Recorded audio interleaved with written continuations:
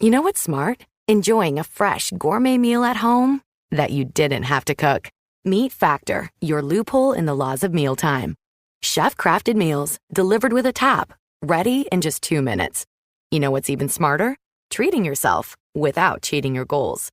Factor is dietitian approved, chef prepared, and you plated.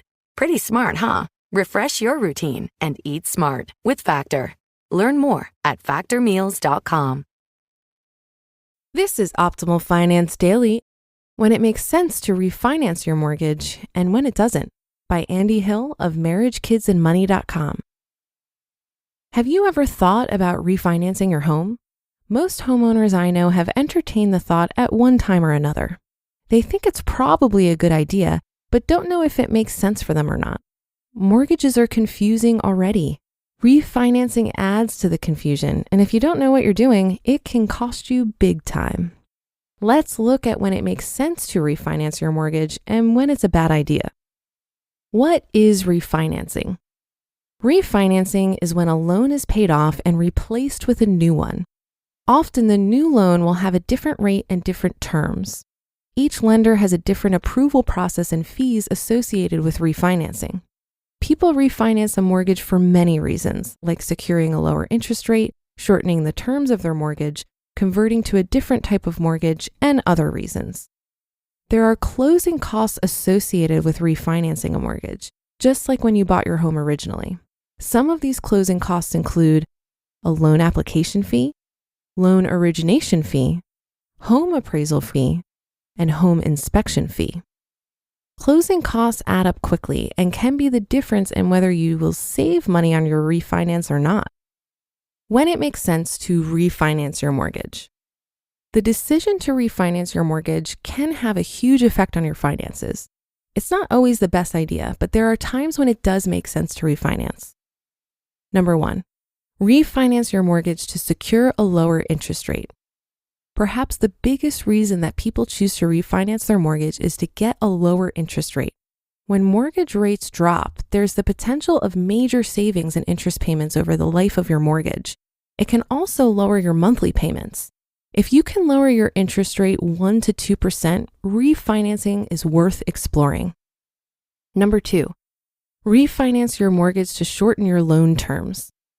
If you have a 30-year fixed rate mortgage, you can refinance your loan to shorten your terms. Because you will have a lower interest rate, you can often cut your terms in half to 15 years with little change in your monthly mortgage payment. By doing this, you'll get the lowest rate possible. Number 3, convert to an adjustable rate or fixed rate mortgage. Many people refinance to switch from a fixed rate mortgage to an adjustable rate mortgage. With an adjustable rate mortgage, the interest rate is locked in for a set amount of time. When that period of time ends, the rate changes once each year for the remaining life of the loan. If mortgage rates are dropping and you suspect that trend to continue, refinancing could be a smart move. This is also true if you plan on moving soon and don't need the stability of a fixed rate mortgage. Be aware that if rates start to rise, your adjustable rate mortgage will mostly go up as well. Number 4, refinance your mortgage if the value of your home has increased.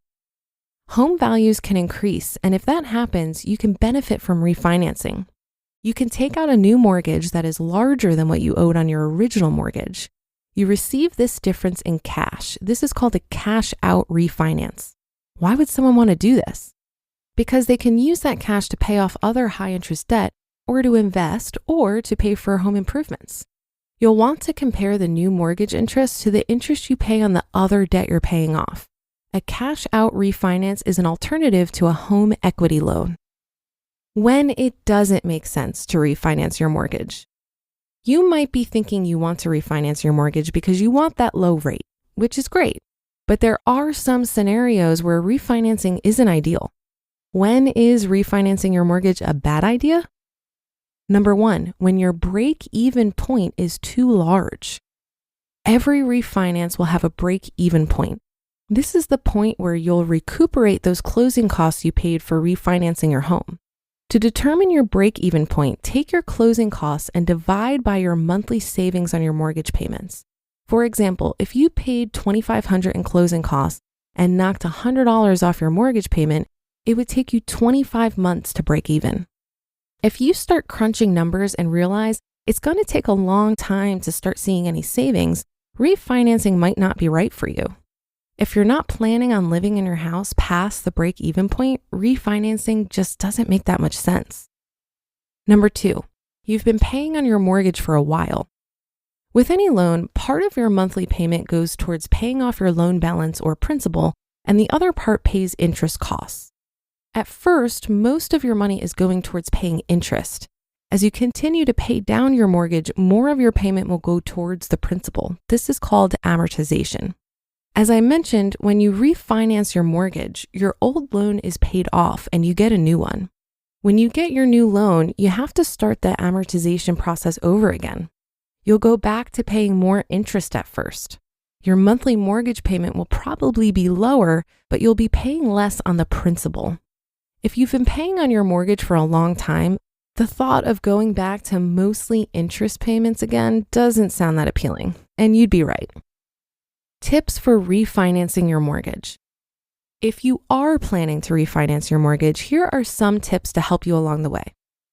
Why are you refinancing? Knowing the why behind any financial decision is key.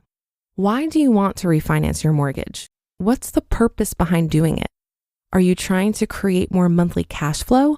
Do you want to pay off your home faster? Are you trying to fix a bad mortgage loan? Determining why you want to refinance will help clarify what success looks like. Then you can look at the numbers and determine if refinancing is the right way to achieve your goal. Shop interest rates. Now comes the fun part, finding a good interest rate. How do you do that? You can spend tons of time with local banks and lenders or searching online. The best tool I've come across is LendingTree. They are the largest online lending marketplace. Lenders compete for your business, which means the lowest possible rates for you.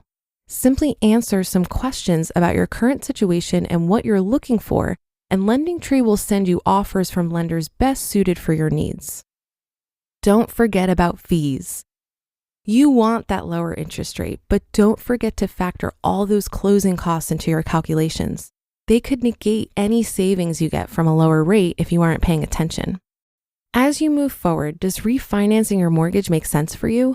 Will it ultimately lead to savings and to meeting your financial goals? Take time to look at your current financial situation and research what's available to you through refinancing. This will help you make a sound decision with your home mortgage. You just listened to the post titled, When It Makes Sense to Refinance Your Mortgage and When It Doesn't, by Andy Hill of marriagekidsandmoney.com. I know we've all been there, setting those ambitious New Year's resolutions. By mid-January, most of us have already given up. But what if I told you there's one financial resolution you could actually stick to because it happens automatically? Well, today's episode is sponsored by Acorns. And Acorns makes it easy to start automatically saving and investing so your money has a chance to grow for you, your kids, and your retirement. You don't need to be an expert. Acorns will recommend a diversified portfolio that fits you and your money goals. You don't need to be rich. Acorns lets you invest with spare money you've got right now. You can start with $5 or even just your spare change. Acorns is great because this type of automation is exactly what we talk about on this show. Head to acorns.com/OFD or download the Acorns app to start saving and investing for your future today. Paid non-client endorsement. Compensation provides incentive to positively promote Acorns. Tier 1 compensation provided. Investing involves risk. Acorns Advisors, LLC, an SEC registered investment advisor. View important disclosures at acorns.com/OFD. You sign up for something, forget about it after the trial period ends, then you're charged month after month after month. The subscriptions are there, but you're not using them. In fact, I just learned that 85% of people have at least one paid subscription going unused each month. Thanks to Rocket Money, you can see all of your subscriptions in one place and cancel the ones you're not using anymore, saving more money. Rocket Money is a personal finance app that helps find and cancel your unwanted subscriptions, monitors your spending, and helps lower your bills so you can grow your savings. The app automatically scans your bills to find savings opportunities and will even negotiate with service providers on your behalf. No more waiting on hold. And their new goals feature makes saving automatic, perfect for building an emergency fund or saving for a house. Cancel your unwanted subscriptions and reach your financial goals faster with Rocket Money. Go to rocketmoney.com/OFD today. That's rocketmoney.com/OFD. rocketmoney.com/OFD. This was some great advice here from Andy on considerations when refinancing. I myself was curious about refinancing my home and ultimately decided that the savings I would receive from a lower interest rate wouldn't be realized due to the cost involved in refinancing. After reading this article, I noticed that I didn't even take into consideration the cost of an appraisal or inspection. So appreciate Andy pointing that out. I suspect that the less you owe on your home, which for me is just over $100,000, the less appealing refinancing becomes due to all of the costs.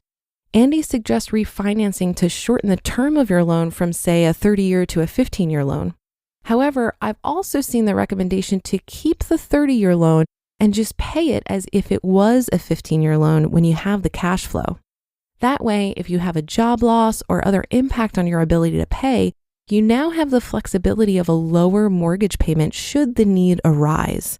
So when your financial situation allows, you can put extra money towards your balance and pay off the loan faster, turning it into a 15-year mortgage. But when money is tight, then you can take advantage of the 30 years lower payments and use the difference to help with other bills. But that'll do it for today and another installment of Optimal Finance Daily. Have a happy Thursday. Thank you for being here every day and listening. And I'll see you on the Friday show tomorrow, where your optimal life awaits.